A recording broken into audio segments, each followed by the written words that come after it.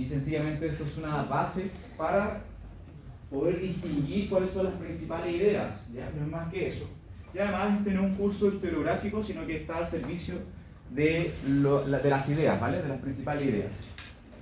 Entonces, hemos comentado, estoy haciendo un repaso para que ya ayudarle un poco en su estudio, de cómo Freud en su primer minuto se empieza a vincular con un fenómeno extraño para su tiempo.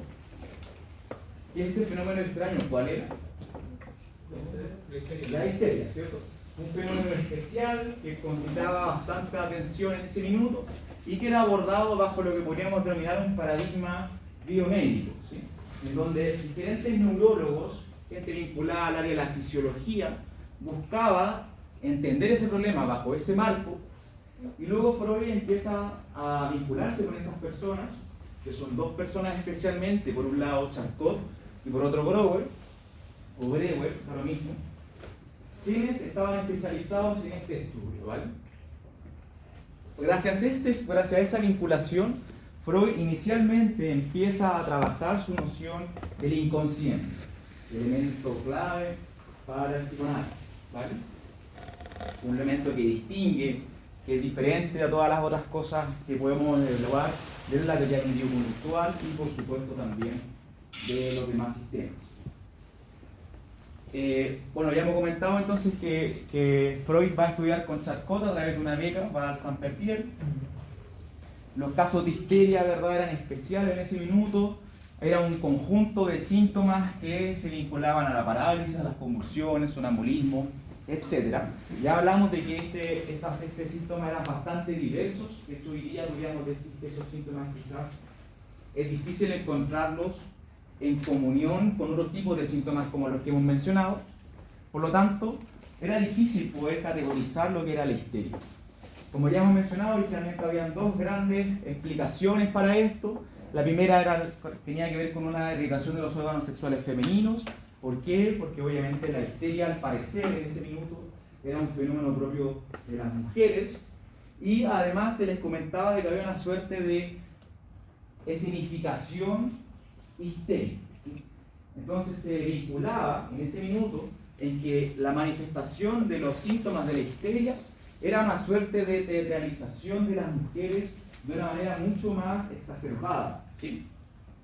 Y por lo tanto, todas aquellas expresiones a través de estos síntomas histéricos tenían que ver con la profunda imaginación de estas mujeres, ¿sí? En ese minuto, además, el principal método para estudiar la histeria tenía que ver con la hipnosis, ¿sí? La hipnosis, como me imagino que ustedes ya lo saben, de hecho lo hemos comentado en las clases, tiene que ver con una manera, un tratamiento bastante activo por parte, en este caso, del terapeuta, entre comillas, para poder entender esta escenificación, ¿sí?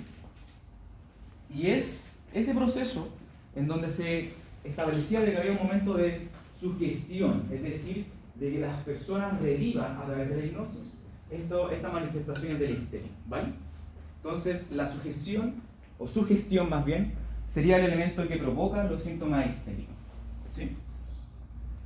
Entonces, Breuer, pasando ya, o sea, Freud abandona a Charcot y luego va hacia Breuer. Breuer tenía un caso, ¿sí? Un caso muy especial, de hecho lo más probable es que después lo revisen con mucho más tiempo, el caso de Anna O, ¿sí? Uno de los casos clínicos más importantes para la historia del psicoanálisis. ¿Por qué? Porque Breuer, en conjunto con Freud, se dan cuenta de que a través de la rememoración, es decir, la forma en cómo Anna O constantemente relataba, narraba sus recuerdos, ¿verdad?, que estaban vinculados al parecer con la manifestación de la histeria, tenía un profundo poder curativo. Y es lo que nosotros denominamos el talking cure o la cura del alma, ¿sí? Entonces, ya Freud empieza a dibujar cuáles eran los principales elementos que posteriormente lo llevarán a sugerir, a establecer lo que él entendería por psicoanálisis, ¿vale? Estoy repasando, son cosas que ya hemos conversado. Voy a llegar hoy día, ya adelanto, a hablar sobre los post-freudianos, ¿ya? Pero me interesa que hablemos de estos conceptos para apuntalar, ¿vale? Entonces, vamos pasando rápidamente. Freud se da cuenta de que habían recuerdos que eran traumáticos y que eran la fuente o el motor de esta manifestación de la histeria, ¿sí? Había una serie de apuntes que yo creo que lo revisen ustedes, ya lo he comentado, sencillamente, reitero, estamos repasando. Me interesa destacar de que habrían síntomas, y es muy propio del psicoanálisis, ¿verdad?, que denominamos como que están sobredeterminados, ¿sí? Sobredeterminados, es decir, que están causados por múltiples fuentes, múltiples fenómenos, y las características de ellos también son diversos. ¿Cuál es un principio? De hecho, yo sí les preguntaría a ustedes ahora. Ya hemos conversado bastante de esto. ¿Qué es lo que entiende entonces el psicoanálisis, por ejemplo, con respecto al aparato psíquico? ¿Sí? Ya solamente hablando del tema de la histeria. ¿Por qué hablo de sobredeterminación? ¿Por qué hablo del tema de los recuerdos que son traumáticos? ¿Qué es lo que podemos decir entonces con respecto al aparato psíquico o la psique en general? ¿A alguien se le ocurre?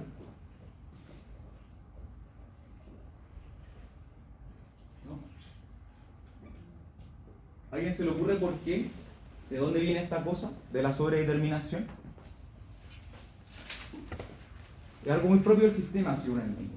¿Sí? Y es básicamente de que se tolera, se incorpora esta idea de ambigüedad, ¿sí?, o de multiplicidad. Este sistema no tiene problema con las cosas incoherentes, ¿sí?, porque al parecer estaría alojado en lo más propio de los seres humanos y por lo tanto también en su estructura psíquica, ¿sí? Entonces por eso hablamos incluso de que hay elementos sobredeterminados, sobre elementos ambiguos. No hay dificultad con eso. De hecho, entendemos aquello como una parte fundamental y una premisa de lo que entendemos por el aparato psíquico del psicoanálisis. Muy distinto, al parecer, de lo que presentaría, por ejemplo, la teoría cognitivo-conductual, ¿sí? Vamos avanzando. Si hay preguntas, por favor, es el minuto. Freud después se pelea con Brouwer. O sea, yo digo que se pelea, pero obviamente ahí no pasa nada, tenían discusiones ya. Ay, me adelanté, perdón. Ahí sí. Entonces, para Freud decía de que una de las cosas importantes para entender lo que es el aparato psíquico tenía que ver con que hay eventos traumáticos que se dan al parecer también en la primera infancia, en los primeros minutos, y que son de cierta manera intolerables o muy perturbadores en su minuto, y que posteriormente, una vez que se presenta una situación relativamente similar a lo que se pareció muy traumático, es que se reprime esa escena y aparecen los síntomas, ¿sí? Entonces la configuración, desde el punto de vista psicoanalítico del aparato psíquico nuevamente, tiene que ver con que hay distintos mecanismos de defensa. De hecho, la hija de Freud, Anna Freud, es una gran teórica de esto, de los mecanismos de defensa, de cómo se instala la censura, la represión, ¿sí? Entonces, para que sigamos intentando definir cómo el psicoanálisis entendería al sujeto humano, tiene que ver con una manera de resistencia profunda al mundo. Y los síntomas lo entendemos como la manifestación de algo que no se puede decir, de algo que está siendo expresado, pero que tiene unas raíces muy profundas y que está siendo tramitado en cierta manera, ¿verdad?, a través de estos elementos de la represión, ¿sí? Ya estoy dando diferentes conceptos para, obviamente, llegar a la definición freudiana, ¿sí? Entonces Freud instala esta cosa de la teoría de la seducción infantil, ¿sí?, que posteriormente la seguirá trabajando en su teoría de la evolución sexual, ¿sí?, que es una de las cosas que hemos conversado en la segunda clase, ¿vale?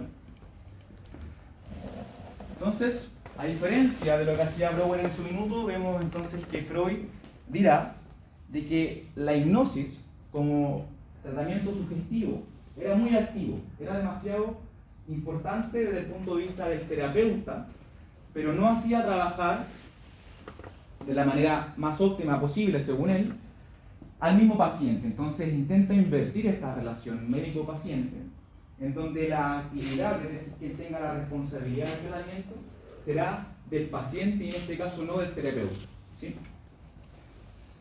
Y lo hace a través de esta idea de la asociación libre, ¿sí? Es decir, que el terapeuta buscará no instalar diferentes temas, sino que los temas vendrán, por supuesto, del paciente, ¿sí? ¿Hay alguien que alguna vez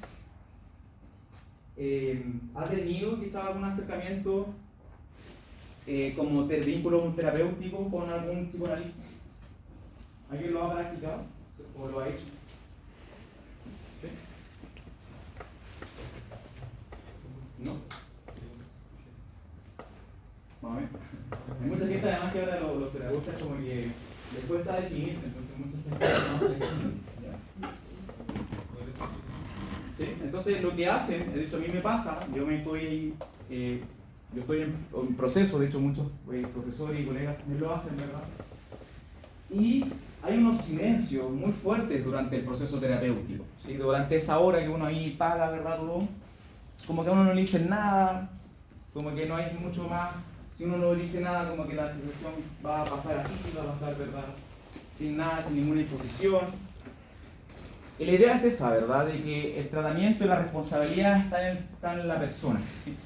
Y en este caso el terapeuta está sencillamente para acompañar ese proceso, ¿sí?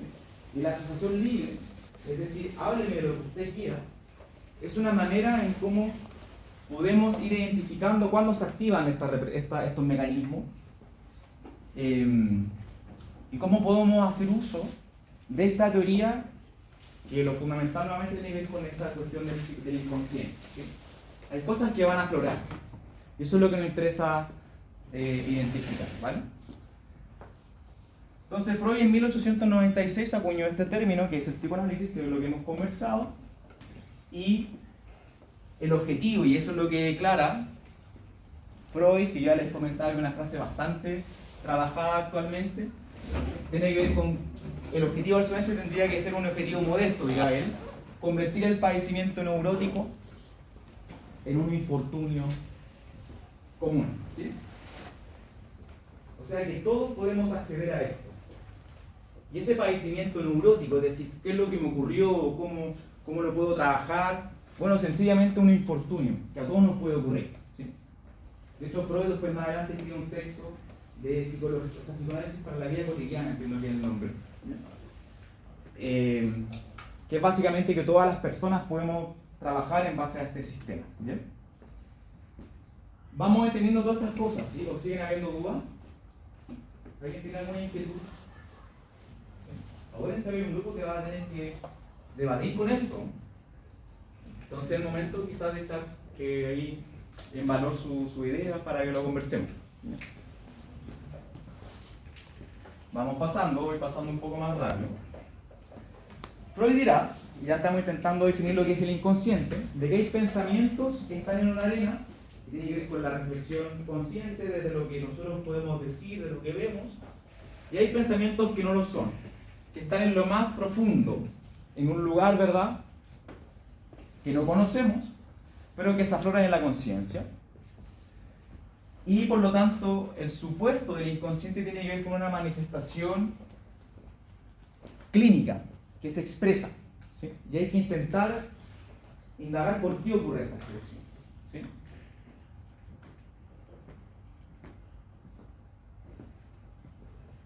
Entonces, las formaciones del inconsciente, dirá Freud, tienen que ver con los lapsus, es decir, como que aquello que dije pero no quería decir, ¿verdad? La configuración del chiste, los actos fallidos, ¿verdad? Y muy especialmente los sueños, ¿vale? Entonces Freud escribe este texto, de hecho si alguno lo quiere leer, se lo invito, ¿verdad?, a hacerlo, que se llama La interpretación de los sueños, en 1900, en donde dice y distingue muy fuertemente lo que él dirá el contenido latente y el contenido manifiesto, ¿sí? Ya hemos comentado de que el trabajo del sueño tendría que ver con esta diferencia, de que habrían dos principios para trabajar entre el contenido latente y el contenido manifiesto, que tiene que ver con la censura, aquello que no puede decirse, y un miramiento, es decir, un cuidado hacia la figurabilidad, ¿sí? Hay que distinguir entre lo literal y lo figurativo, ¿sí? Y habría como una suerte de desplazamiento en la figurabilidad, ¿sí? Y las operaciones formadoras de los sueños, dirá Freud, que de hecho en un minuto dice textualmente son los artesanos de la construcción del sueño, son dos: el desplazamiento y la condensación. ¿Sí? El desplazamiento es decir, que una palabra, o sea, una figura o una imagen representa otra cosa, y la condensación es que está nuevamente sobredeterminado, ¿vale? Entonces, hay tres momentos del sueño, que lo voy a pasar por alto, pero me interesa llegar a esta idea entonces de Freud, que él identifica como la primera tópica, ¿sí? Es decir, que los elementos de la primera tópica son el inconsciente, el preconsciente y el consciente, y que desde el punto de vista del sueño tendría que ver con el contenido latente, sería eso el inconsciente o su manifestación. El preconsciente sería como la aduana de lo inconsciente, lo que permite que pase y lo que no pase, ¿sí? A través de sus principios de operaciones. Y finalmente aflora en la superficie lo que nosotros entendemos como el contenido manifiesto, ¿sí? Es decir, todos sus momentos conscientes, ¿sí? ¿Alguien tiene alguna duda con esta metáfora del iceberg? ¿Del iceberg? ¿Qué decir? ¿Del iceberg? ¿Alguien tiene alguna duda con esto? ¿Se entiende clarísimo? ¿Sí? Yo no entiendo muy bien el preconsciente. El preconsciente tiene que ver con esta posición intermedia, ¿sí? Entre el inconsciente y el consciente, ¿sí? ¿Pero qué está pensando? O sea, como... Porque entiendo muy bien como la mente consciente e inconsciente, pero todavía no logro como aterrizar. ¿Vale? Es que pensemos de que hay un momento, ¿sí? En esta imagen, para poder entender el aparato psíquico, por eso se llama la primera tópica de Freud, ¿sí? Hay un momento en que él no pudiera como definir el inconsciente y el consciente sin antes decir que hay cosas que ocurren, ¿sí? Que desde lo más profundo, ¿verdad? Cómo va tomando fuerza para manifestarse. Entonces, por eso el preconsciente yo comento que podríamos entenderlo como la aduana, algo que deja que tú pase algo y algo que lo hace a través de estos principios de operaciones que hemos comentado, como el desplazamiento, la condensación. De hecho, en un minuto Freud dirá que ahí es donde opera la depresión, ¿sí? Pero después vamos viendo cosas y vamos modificando algunas otras, ¿sí? ¿Se entiende? ¿Alguna otra pregunta con este sistema? Vale. Entonces, esto sencillamente lo dejo para que lo conozcan. Freud escribe en los escritos metapsicológicos, ¿sí? En ese periodo. De hecho, establece diferentes artículos sobre la represión, sobre lo inconsciente, y ustedes eventualmente lo podrían revisar si les parece.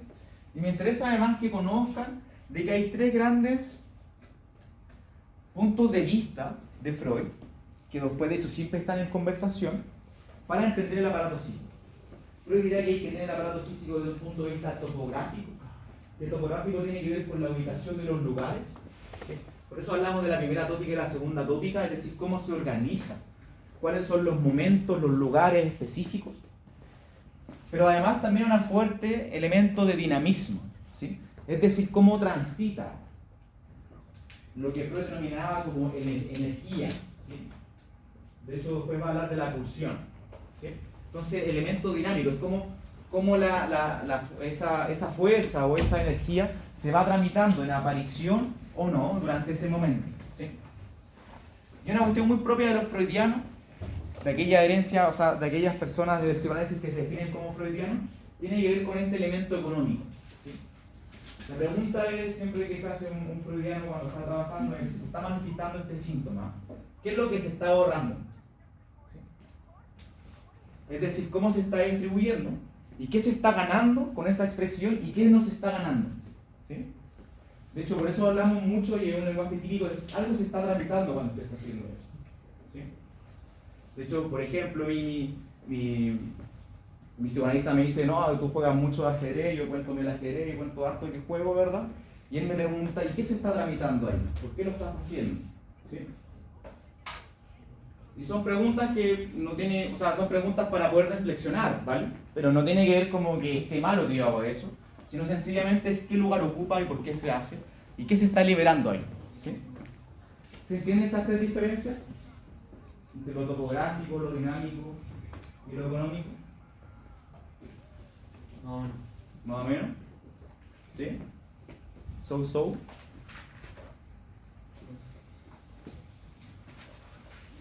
¿Vamos bien? ¿Qué un ejemplo de que sistema cíclico puede ocurrir en el topográfico? Pensemos sencillamente en esa configuración, como de la primera tópica y la segunda tópica. ¿Cuáles son los elementos? Es como pensemos lo gráfico como la geografía del aparato cíclico. Tres momentos importantes: consciente, preconsciente y el consciente en la primera tópica, y en la segunda tópica ya sabemos que es el yo, el ello y el superyo, los elementos importantes. ¿Sí? Topográfico en la geografía del aparato cíclico. Acordémonos de la imagen. ¿Sí? ¿Alguna otra pregunta? Vale, voy a avanzar un poco más rápido. ¿Cuáles son las propiedades del inconsciente? Pregunta de prueba, sí, pero no hay principio de negación, es decir, A es equivalente a no A desde el punto de vista algebraico. ¿Sí? Verdad y mentira son equivalentes. ¿Sí? No hay una oposición, por eso hablamos de principio de negación, es decir, lo opuesto. ¿Sí? La energía está libre. Acuérdense de que Freud tenía toda esta idea de la energía, la fisiología, de cómo se tramita, ¿verdad? Y todas estas cosas. Entonces, por eso habla de que la energía está libre. ¿Sí? Y rigen además las operaciones de la condensación y el desplazamiento. ¿Y por qué dice que lo rigen? Porque nosotros nunca podemos acceder al inconsciente, sino que podemos acceder desde el preconsciente, ¿sí? Desde lo que se reprime. ¿Sí? Más adelante Lacan dirá de que hay un ombligo de la mente, ¿sí? Algo que nunca puede ser visto. ¿Sí? Entonces, esta idea, además hablamos de que no existe un límite temporal.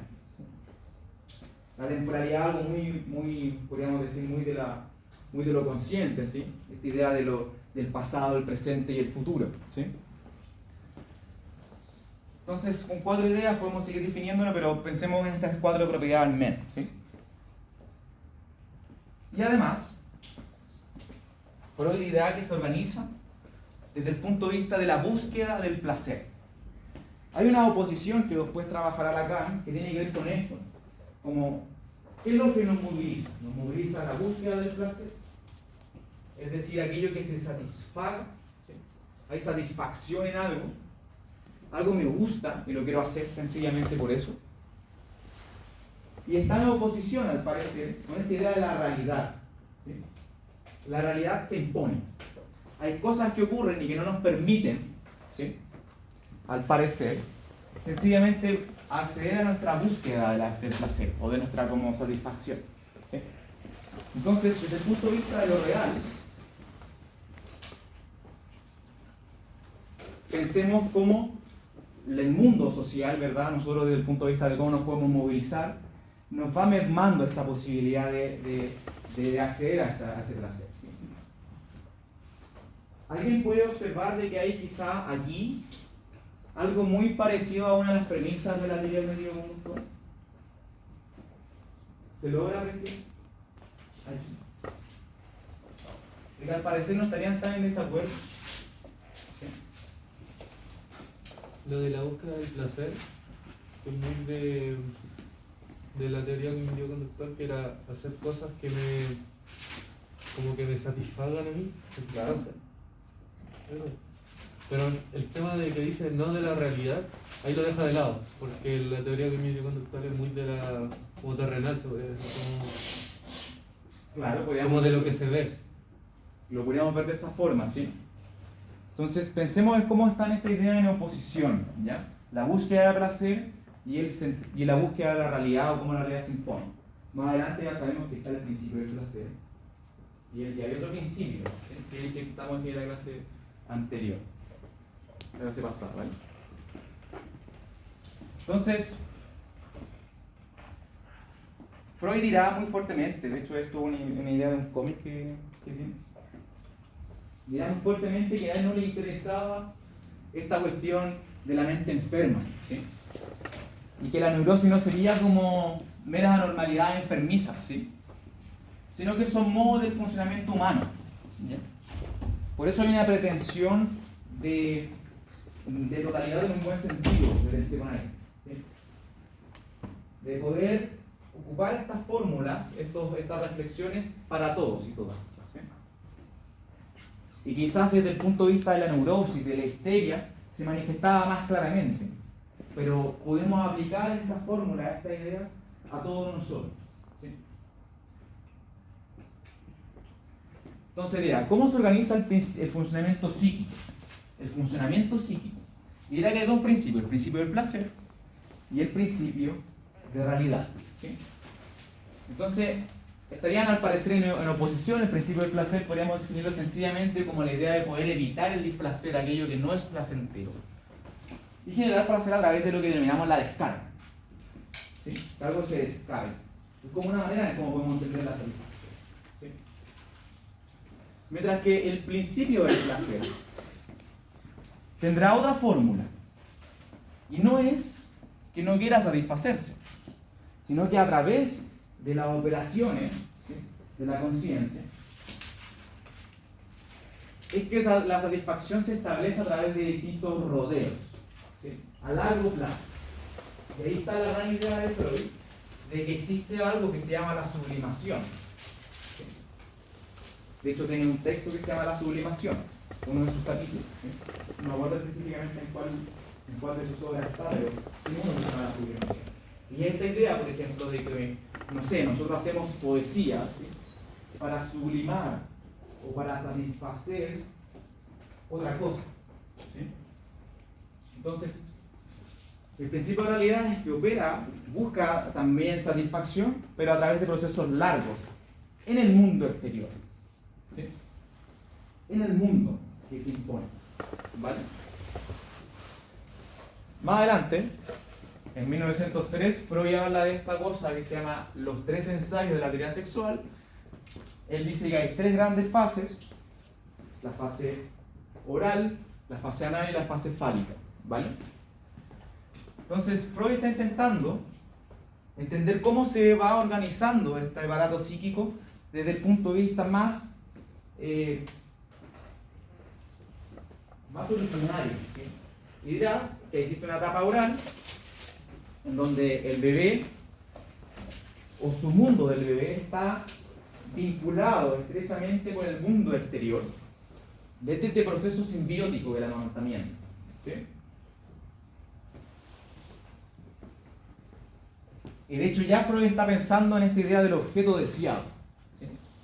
Hay algo que nosotros deseamos y que estamos vinculados, pero luego existe un momento de separación de este. Y eso es, podríamos decir en un sentido más coloquial, profundamente traumático, ¿sí? Y como que hay algo que se nos quita. Entonces, como que pensemos, por ejemplo, esta idea de Freud de que desde el punto de vista como de la configuración de los seres humanos en su niñez, hay una serie de etapas que son difíciles de tramitar, difíciles de trabajar, ¿sí? Y una de ellas tiene que ver con esta, ¿sí? Entonces, la etapa oral, además, Freud dirá de que tiene que ver, además, con una idea de la mitología, ¿sí?, para poder explicar, que es como esta idea de que nos expulsan del paraíso, ¿sí? Como que hay un momento que logramos poder satisfacernos muy fuertemente, ¿verdad?, en algo, que somos uno con el mundo, podríamos decir, ¿sí? Pero luego hay una expulsión, ¿sí? Y eso es como Freud explicará la etapa oral, ¿sí? ¿Tiene una pregunta? ¿Estas son etapas de qué eso? Son las etapas de la teoría sexual, ¿sí?, que podamos entender como uno de los caminos para poder explicar el funcionamiento del aparato psíquico, ¿sí?, de cómo se va fundamentando, ese tipo de cosas, ¿sí? Luego Freud hablará de que habrá una etapa anal, ¿verdad?, una fase anal, que está vinculada con la posibilidad de la creación, ¿sí?, y de hecho también vinculará con un mito, el mito de Prometeo, ¿verdad?, que desde el punto de vista creativo, ¿verdad?, configura a los seres humanos, luego les da el fuego, ¿verdad?, esta idea de poder instaurarlos como civilización, una civilización más avanzada en comparación con los animales, ¿sí?, y que luego sufre un castigo. Nuevamente, siempre está esta idea del castigo, ¿sí? De algo que no se permite completamente. ¿Sí? Luego dirá que está la fase fálica, ¿verdad? Que es el descubrimiento de la masturbación y la estimulación genital. Esta etapa está fuertemente marcada por la curiosidad, ¿sí? Pero a la vez con confusión. ¿Sí? Entonces hay curiosidad, pero a la vez hay confusión. Se presentan también en comunión, ¿sí? Y ese evento es profundamente angustiante. Y aquí Freud hablará de la configuración del complejo de Edipo, elemento fundamental de la teoría freudiana, pero que yo voy a pasar por alto, porque implicaría detenerse demasiado en algunas cosas, y quiero avanzar en una idea más propias para poder entender el sistema. ¿Ya? La idea del complejo de Edipo, básicamente, como dice su mito, ¿verdad?, es que una persona, nosotros en este caso quizás como hombres, ¿verdad?, nos enamoramos de nuestra madre y entramos en rivalidad con nuestro padre. ¿Sí? ¿Por qué? Porque al parecer nosotros tendríamos como un deseo también de poder estar con nuestras madres y nuestro padre no lo permitiría. ¿Sí? Entonces está esta idea de tres momentos o tres personas. Hay una triada, ¿sí?, que está en conflicto. De hecho, después se dirá de que hay complejo de Edipo que está resuelto, hay complejo de Edipo que no está relativamente resuelto. Pero tiene que ver con esta idea metafórica, incluso a veces, de cómo se configura aquello. ¿Vale? El concepto de pulsión. ¿Sí? ¿Qué es la pulsión? Voy a avanzar más rápidamente para llegar a los 4 principios. ¿Sí? O 4 elementos de la pulsión. Nuevamente pregunta de prueba, ¿cuáles son los 4 elementos de la pulsión? La idea de la pulsión básicamente es de que hay una dislocación entre nuestro objeto, ¿sí?, nuestro objeto de deseo, y esta idea de la satisfacción. ¿Sí? Entonces, por eso hablamos de que hay 4 momentos, o 4 elementos, perdón. Entonces, hay un esfuerzo, es decir, que toda pulsión es una fragmentación de actividad de algo. ¿Sí? Está la meta, ¿sí?, es decir, la satisfacción, y pueden haber múltiples metas de cómo yo puedo satisfacer algo. ¿Sí? Está esta idea de la fuente, que tiene que ver con cómo se representa esta vida anímica, o así lo voy a denominar, en la pulsión, y está el objeto, ¿sí?, aquello por lo cual puede alcanzarse esta meta. ¿Sí? Freud en sus primeros textos habla de la perversión, entonces estaba muy interesado en cómo, por ejemplo, las personas desde el punto de vista sexual identifican distintos objetos para poder satisfacerse. ¿Sí? Entonces la idea clave aquí es que hay una dislocación entre la meta y el objeto. ¿Sí? Y cualquier cosa eventualmente puede ser un objeto de deseo. ¿Sí? ¿Eso? ¿Pero el objeto de deseo lo vincula necesariamente a algo sexual? No necesariamente, pero sí está pensando en clave desde el punto de vista de la temática sexual para poder extrapolar a otra cosa. ¿Sí? La fuente aún no me queda claro. La fuente es esta idea de cómo, por ejemplo, hay algo que ocurre como algo que no sé, que a usted le atrae, ¿ya? Y cómo se representa desde el punto de vista anímico, es decir, qué palabras tiene, cómo lo puedo comentar. ¿Sí? Por eso hablamos de representación. ¿Sí? Pero lo importante, para hacerlo más sencillo, una simplificación, tiene que ver con esta dislocación entre que hay distintas metas, hay distintos objetos, ¿sí?, y diferentes esfuerzos que se pueden establecer ahí. ¿Ya ven? De hecho, las definiciones de pulsión tienen que ver con eso, ¿sí?, de que hay una cuestión de constante fluir que se apuntala en algo. Por eso hablamos de pulsión, que tiene que ver con algo que está siendo presionado a algo, que se dirija a ese lado. ¿Vale? Nuevamente, entonces, ¿cómo se organiza el funcionamiento psíquico como un equivalente al principio del placer y el principio de realidad? ¿Sí? Freud después reemplazará esos conceptos porque de hecho su texto dice más allá del principio del placer, un texto que lo defiende en 1920, creo, 24, por ahí no me acuerdo, pero en ese periodo, y habla de que hay una pulsión yoica y una pulsión sexual. ¿Sí? Y nuevamente están en oposición. La pulsión yoica tendría que ver con esta idea de autoconservación del yo, ¿sí?, de la alimentación, etc. Y está la pulsión sexual que tiene que ver con esta idea del amor. ¿Sí? pensemos más adelante, de hecho fue una de las cosas que yo comenté al final de la clase anterior, en cómo Freud después dirá que la pulsión sexual también puede ser sublimada, ¿sí? Y eso se ve muy fuertemente en sus estudios culturales o estudios sociales, ¿sí?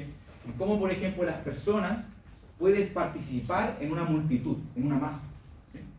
En donde hay un vínculo entre aquellos que nosotros, por ejemplo, participamos y una persona que está en una, por ejemplo, en un meeting, está en un proceso quizás político, ¿verdad? Nosotros nos vinculamos en eso. Nuevamente, también pensemos, por ejemplo, en el temática de una fiesta, ¿sí? Usted está en una fiesta electrónica, ¿verdad? Está el DJ poniendo sus pistas y usted está ahí pasándolo muy bien y dice ya arriba las manos y usted sube las manos, ¿verdad? Y está vinculado en ese proceso de identificación por esa persona. Entonces ahí hay un vínculo libidinal, ¿verdad? ¿Sí? Es decir, que hay un momento, un lazo que se está estableciendo desde el punto de vista de la satisfacción también de algo, ¿sí? Entonces, hay una idea entonces de la pulsión, ¿vale? Seguimos avanzando. Freud habla también sobre el mito del narcisismo. Entonces, el mito del narcisismo tendría que ver con esta idea de cómo una persona se enamora de sí, ¿sí? Una idea que posteriormente será trabajada por Lacan, ¿sí? Pero de otra forma. Y dirá Freud que el narcisismo no es una perversión, sino es un complemento nuevamente libidinoso que está cargado de afectividad del egoísmo inherente de la pulsión de autoconservación. Será como una definición de lo que él entiende por narcisismo, ¿sí? Entonces dirá que hay un narcisismo primario y normal, en donde yo lo represento así, una sugerencia, ¿verdad? En donde existe un solapamiento entre la pulsión yoica o de autoconservación y la pulsión sexual, ¿sí? Entonces el yo estaría ubicado en ese lugar. Luego, más adelante, Freud distinguirá entre el yo ideal o el ideal del yo y el yo como tal, ¿sí? Entonces siempre hay una idea como desde el punto de vista de que nosotros como representación de algo, cuando yo le pregunto a usted quién es, ¿sí? Lo más probable es que quizás su representación esté alojada, esté vinculada de esta manera con una idealización, ¿sí? Con una imagen de algo, que quizás es cierta y quizás no, ¿sí? Entonces Freud establece esta idea a través de cómo los mismos padres empiezan a instalar ideas, empiezan a transmitir qué es lo que se debe ser. La idea del deber es muy fuerte en el psicoanálisis, ¿sí? El deber ser. Algo tenemos que hacer, algo que no tenemos que hacer, ¿vale? Entonces, esto después lo retomará más adelante en esta configuración de la segunda tópica, ¿sí? La idea del super yo, ¿vale? Y que Lacan reemplazará y dirá el nombre del padre, de hecho, para ser más explícita, ¿sí? ¿Vamos bien? ¿Vamos bien? Sí. ¿Se entiende más o menos? ¿Sí? Vamos. Entonces, ¿cómo actúa la represión? Dirá Freud que la represión parte del yo mismo, ¿sí? Freud ya empieza a hablar del yo, ¿sí? Y dice que es parte como de algo del mismo yo, ¿sí? Y podríamos precisar del respeto del yo por sí mismo. Es decir, que la represión es una manera de autoconservación, ¿sí? Es una forma en cómo nosotros podemos sobrevivir a algo. Freud, nuevamente, su idea del sujeto, ¿sí? Tenía que ver con esto, con una manera en cómo nosotros vamos sobrellevando situaciones adversas, porque el mundo es adverso, ¿sí? Entonces las mismas impresiones y vivencias, los mismos impulsos, emociones del deseo, que un hombre tolera o al menos procesa conscientemente, son desaprobados por otro, por indignación total, ¿sí? O son ahogados antes que devengan en lo consciente, ¿sí? Entonces podemos decir que uno ha dirigido en el interior de sí un ideal, ¿sí? Por el cual mide su yo actual, ¿sí? Entonces hay una distancia entre la idealización de lo que yo quiero y lo que no, y lo que yo soy realmente, ¿vale? Entonces la formación ideal sería de parte del yo la condición, yo le podría añadir la condición mínima o sine qua non de la represión, ¿sí? Y aquí llegamos a esta cuestión que es la segunda representación de Freud del aparato psíquico, que es la segunda tópica, en donde Freud hablará del ello, el superyo, el yo, pero incorpora a la vez también estos elementos del preconsciente. ¿Sí? La pregunta que yo le hacía, y que voy a reiterarla para que quede apuntalado, en clave freudiana, es ¿dónde está el superyo? ¿Sí? Afuera, Afuera, ¿por qué? porque es cultural. Pero además implica un elemento de dónde viene esta idea del deber, ¿sí? Esta idea de que algo se puede y algo no se puede, ¿sí? Entonces, podemos entender al psicoanálisis también como una manera de entender al ser humano desde el punto de vista sociológico, ¿sí? Porque el ser humano no está solo en el mundo, ¿sí? Sino que existe una mancomunión, una relación, un vínculo con otras personas que también van formando lo que nosotros somos en definitiva, ¿vale? Entonces habíamos dado algunas ideas, después lo pueden profundizar más ustedes, estoy seguro que lo van a hacer, ¿verdad? En donde el ello sería la base primitiva, lo inconsciente, ¿sí? Sería como el territorio más alejado, que no verá, ¿verdad? Extraño, ¿sí? Que atañe a las pulsiones, es decir, de dónde vienen las pulsiones, ¿sí? En su amplio sentido. Y el recién nacido podríamos decir que es sencillamente ello, ¿sí? Porque está vinculado estrechamente con el mundo de satisfacciones, ¿sí? El yo sería entonces como la guía ante la realidad, la guía ante el mundo. Puede adaptarse o cambiarla, ¿sí? A través de su narrativa. Ahí pertenecen entonces las percepciones del consciente, lo que podemos ver, cómo vemos el mundo, etc. ¿Sí? Y podría entenderse entonces como una instancia conciliadora, ¿sí? Entre lo que es el ello, es decir, la necesidad de satisfacción de algo, y aquello que no se permite desde el punto de vista de las demandas normativas, ¿sí? Por eso, nuevamente la idea de Freud y la idea en completo del psicoanálisis, esta configuración del sujeto inscrito en el conflicto, donde siempre hay un conflicto, siempre hay algo que está en tensión, ¿sí? Y podríamos decir que quizás esta es la raíz de aquello, ¿vale? Y el super yo sería la instancia enjuiciadora de lo yoico, de lo del yo, ¿sí? Donde hay un juicio. Esto se permite, esto no se permite, ¿sí? Entonces, Freud dirá que es como una suerte de internalización de las normas, de las reglas, de la prohibición, ¿sí? Entonces, yo les mostré esta imagen, no la muestren, por favor, para que después la vean a arreglar. ¿Cómo estáis haciendo relación? Pero bueno, pienso yo que quizás queda un poco más claro, ¿ya? Entonces pensemos de que, por ejemplo, el super yo sería como Batman, así representado en Batman, ¿verdad? El yo sería como el normal, ¿sí? Y el ello sería como esos villanos que él tendría, ¿sí? ¿Vale? Entonces yo les preguntaba qué concluimos. Eso es lo importante, ¿sí? No es una clase de psicoanálisis teórica para que ustedes como que ya no, y aprendí algo, sino como hemos pasado aceleradamente a varios conceptos para poder definir el sistema. Esa es la pretensión, ¿sí? Entonces ya tenemos varias ideas, y yo pienso que intenta quedar claro distinguiendo, por ejemplo, la teoría del cognitivo-conductual, y después vamos a hacer algo muy parecido a la teoría humanista y la teoría de sistemas, ¿vale? Yo les comentaba entonces también Freud tiene esta idea de los estudios culturales, escribe su texto que se llama Tótem y Tabú, ¿sí? Para aplicar como un equivalente funcional la estructura psíquica a la configuración de la sociedad o las comunidades, ¿sí? Entonces por eso digo que hay un parangón entre las sociedades primitivas y el psicoanálisis, ¿sí? La idea del tótem es que existe un momento de tabú, o sea, de representación de algo que no se puede hacer, ¿sí? Y que tiene que ver con esta idea del incesto. Es que las familias o las comunidades no pueden vincularse en la apropiación, ¿verdad?, con hermanos o hermanas, ¿sí? Entonces eso es lo que configura el proceso social, ¿ya? Entonces el tótem simboliza, desde el punto de vista nuevamente quizá del mito del Edipo, ¿verdad?, como el asesinato de un antepasado, ¿sí? Y eso es una ceremonia ritual, ¿vale? Entonces la conjetura de Freud es que la rivalidad de los hombres por las hembras llega a matar al padre. Y ahí está el todo.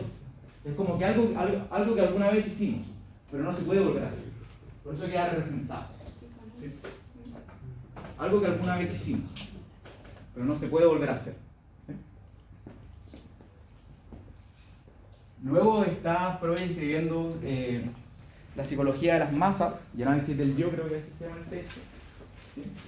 Que es muy utilizado, por ejemplo, con teóricos de la teoría política como el populismo, como uno que es Laclau, Ernesto Laclau. De hecho Laclau tiene un texto que se llama El populismo, no desde el punto de vista de esta idea como que la política es populista, que toda está cargada de cosas negativas, sino cómo se establece una figura de líder que va movilizando a las personas desde un punto de vista de simplificación de cosas, ¿vale?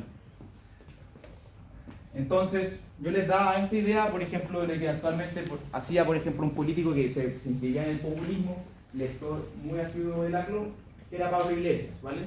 En España. Entonces, decía Freud, que menciona que este lazo de liviandad se desarrolla, el lazo de liviandad describimos como, por ejemplo, el vínculo entre las masas y las multitudes, y que está como encarnado en alguien, ¿sí? Se desarrolla a través de las pulsiones de amor que se ha desviado, nuevamente una desviación, un desplazamiento de su objeto original, ¿sí? Y de acuerdo a Freud, entonces, existe un modelo preciso, y ahí se establece la identificación, ¿sí? Que yo puedo ser como alguien. Por ejemplo, pensemos en la idea política de que yo quizás voy a votar por alguien que sea muy parecido a mí, o que piense como yo. Que es una de las ideas básicas de la política, ¿sí? De que alguien que se está discutiendo quizás pueda encarnar o representar las ideas comunes de las personas, ¿sí? Entonces, un grupo primario de este tipo está formado por cierto número de individuos que han puesto el mismo y el único objeto en lugar de su yo ideal, ¿sí? Y en consecuencia se han identificado entre sí y en su yo, ¿sí? Hay un proceso de identificación y yo puedo ser como una persona, ¿sí? Etcétera. Esa es la idea, ¿vale?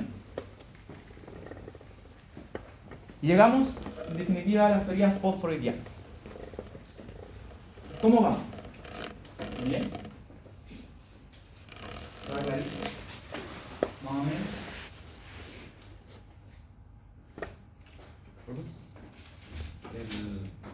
El ello ocurre solamente, o sea, cuando son bebés solamente hay ellos, ¿cierto? O sea, es como una idea de que podríamos entenderla de esas formas. Se supone que de ahí vienen las pulsiones, ¿cierto? Cuando es más adulto. Ahí es como la fuente de las pulsiones, de lo que uno podría decir. La fuente de las pulsiones. Sí. Y el yo está metido con la búsqueda del placer.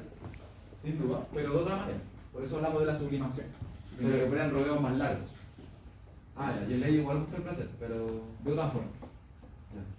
¿Por qué? Porque está conciliando también lo que es superior. La idea de no se permite. como que el ello sabe que busca algo, pero no sabe qué, y el ello sí sabe. Algo así. En cierta manera, pero pensémoslo quizás como que el yo sí busca placer, pero lo hace a través de otros mecanismos, de otra operación. ¿Sí? ¿Vamos bien? ¿Quieren que hagamos un break? ¿Sí? ¿O seguimos? ¿Sí? Ya, entonces creo que son las 9:30, ¿no? Ya, vamos a hacer que son como las 9:30. Volvemos entonces. 10 para las 10, ¿está bien? 10 para las 10, ¿vale? Vamos a volver por la clase. 10 para las 10.